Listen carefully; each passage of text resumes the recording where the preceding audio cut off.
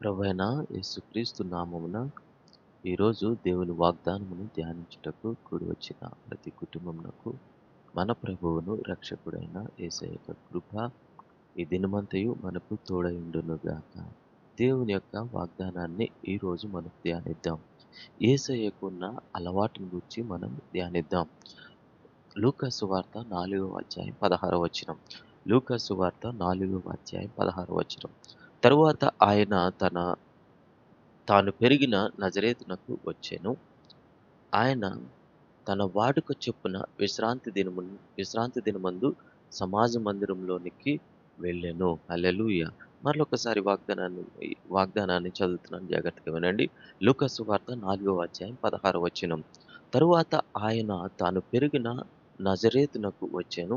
తన వాడుక చొప్పున విశ్రాంతి దినమందు సమాజ మందిరంలోనికి వెళ్ళెను. హల్లెలూయా!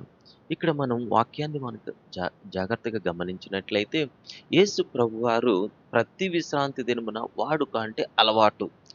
ప్రతి విశ్రాంతి దినమున ఆయనకొక అలవాటు ఉన్నది. దేవుని మందిరమునకు వెళ్ళడం. హల్లెలూయా! ఈరోజు విశ్రాంతి దినము. మరి నీ యొక్క అలవాటు ఏంటి? ఈ విషయాన్ని మనం చాలా జాగ్రత్తగా పరిశీలించాలి. ఈరోజు విశ్రాంతి దినం గనక నీ యొక్క ప్లాన్స్ ఏంటి? నీ మందిరానికి ఎన్ని గంటలకెళ్ళాలనుకుంటున్నావు?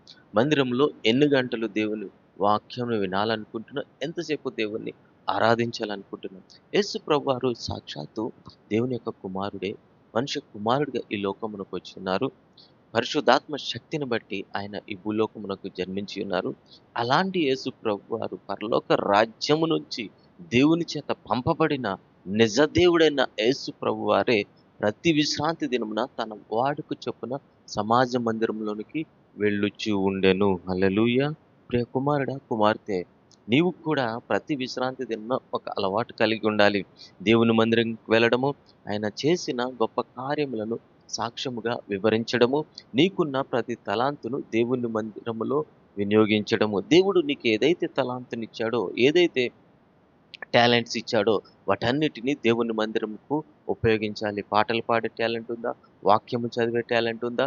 లేకపోతే తలాంతు ఏమైనది?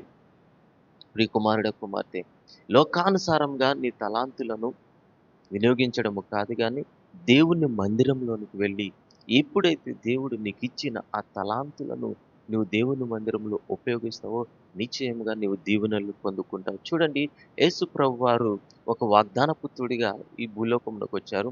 కానీ మనం చదివినట్లయితే పాత నిబంధన అంతయు కూడా యేసు ప్రభువారి గురించి ప్రత్యక్షంగా రాయబడలేదు గానీ, పరోక్షముగా వాగ్దానముల రీతిగా రాయబడినది. ఆ వాగ్దానముల యొక్క నెరవేర్పు మనం నూతన నిబంధనలో చూస్తున్నాం. నూతన నిబంధనలో ఈ వాగ్దానములన్నీ నెరవేరడానికి గల ముఖ్య కారణము ఏమిటి అని మనం గమనించినట్లయితే, ఆయన తన వాడుక చొప్పున సమాజ మందిరంలోనికి వెళ్ళెను. దేవుని మందిరంలోనికి వెళ్ళెను. ప్రియ కుమారుడా, కుమార్తె, ప్రతిరోజు వాగ్దానం వింటున్న నీవు అది ఎంత మాత్రము సరిపోదు. ఆ వాగ్దానములన్నీ నీకు జీవితంలోకి నెరవేర్పు రావాలంటే నీవు ఖచ్చితముగా దేవుని మందిరమునికి వెళ్ళాలి. హల్లెలూయా!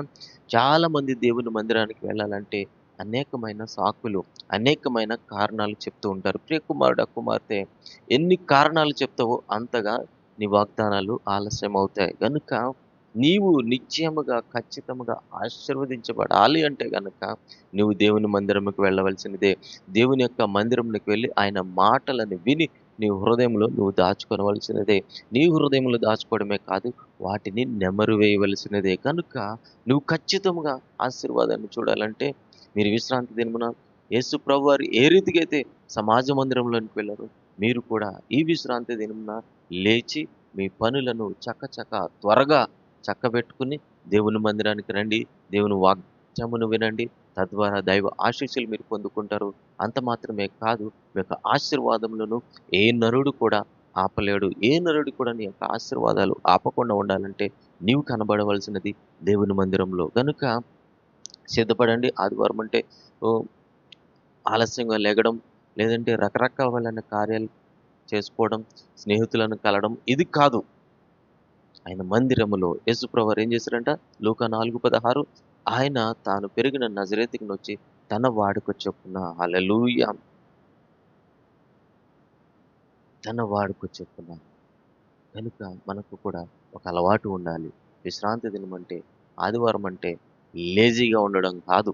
లేచి దేవుని మందిరికి రావడం. అలాంటి కృప నీకు, నాకు, నీ బిడ్డలకు, నా బిడ్డలకు, నీ తరమునకు, నా తరమునకు దేవుడు నిశ్చయముగా దయచేయునుగాక. ఆయన దయచేసి ఉన్నాడు. కానీ అది పొందుకోవాలంటే మనమే లేవాలి. మనమే మన పనులను చక్కబెట్టుకోవాలి. త్వరగా దేవుని సంఘానికి సిద్ధపడి రావాలి. హల్లెలూయా! కనుక ఈ వాక్యం వింటున్న నీవు శీఘ్రముగా త్వరపడి నీ దగ్గరలో ఏ మందిరమున్నా సాకులు చెప్పొద్దు దయచేసి. కారణాలు వెతుక్కోవద్దు దయచేసి. నువ్వు దేవుని మందిరంకెళ్ళు, నిత్యముగా ఆశీర్వదించబడతావు. దేవుడు మనల్ని దీవించును గాక. ప్రార్థనలో ఏకీభవిద్దాం. ప్రేమగల తండ్రి, కృపగల యేసయ్య, ఆదరణకర్త అయిన పరిశుద్ధాత్మ దేవ, మీ ఘనమైన, శ్రేష్టమైన, ఉన్నతమైన, ప్రశస్తమైన నామమునకు వేల కొలది వందనం చెల్లిస్తున్నాను ప్రభా.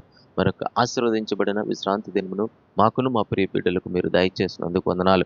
విశ్రాంతి దినమున నన్ను నీ సంఘమునకు రమ్మన్నావు గనుక నేను యేసయ్య నీవు ఏ రీతిగా అయితే వాడుకు చొప్పున ప్రతి దినము, ప్రతి ఆదివారం, ప్రతి విశ్రాంతి దినము ఏ రీతిగా అయితే మీకు అలవాటుగా నేను దేవుని మందిరానికి వెళ్ళారో ప్రభా, ఈ వాక్యం వింటున్న బిడ్డలు, ఈ వాగ్దానం వింటున్న బిడ్డలు కూడా నిశ్చయముగా ప్రభా నీ మందిరంలోకి వచ్చుదురుగాక. అలాంటి కృప ఈ బిడ్డలందరికీ కలుగునుగాక. Thank you lord. వారిలో ఉన్న బలహీనతలు, ఏ దురాత్మ అయితే ప్రభా మందిరంలోకి వెళ్ళకుండా వారికి ఆశీర్వాదములను ఆపివేస్తుందో, యేసుక్రీస్తు నామమున దురాత్మను అటు శరీర బలహీనతలను బంధిస్తూ నీ యందు నేను తీవ్రత కలిగి, నీ వాగ్దానములందు తీవ్రత కలిగి, నీ వాక్యమందు తీవ్రత కలిగి జీవించే కృపను మాకు దయచేయమని.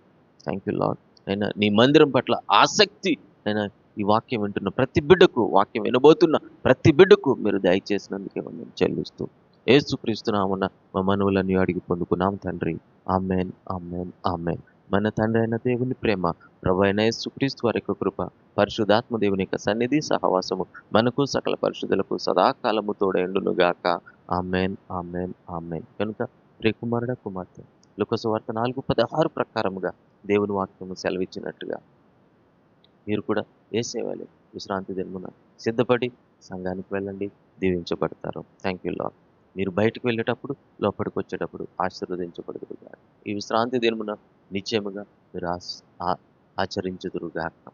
దేవుని మందిరంకి వెళ్ళకుండా మీలో ఏ బలహీనతలైతే మిమ్మల్ని ఆటంకపరుస్తున్నాయో వాటిని మీరు నిశ్చయముగా, ఖచ్చితముగా జయించుదురుగాక. దీర్ఘాయుష్ కలిగి జీవించుదురుగాక. ఇరుగు పొరుగు వారితో సమాధానము కలిగి జీవించుదురుగాక. దేవుని యొక్క కృప, వాత్సల్యత మీపైన మెండుగా ఉండునుగాక. దేవుడు మిమ్మల్ని, మీ బిడ్డలను, మన తరములను నిశ్చయముగా, ఖచ్చితంగా ఆశీర్వదించునుగాక. మనము తినే ఆహారము, పానీయము దీవించబడునుగాక. మన మధ్య నుండి రోగములు తొలగిపోవునుగాక. దేవుడు మిమ్మల్ని దీవించునుగాక. అందరికీ వందనాలు. షాలోమ్.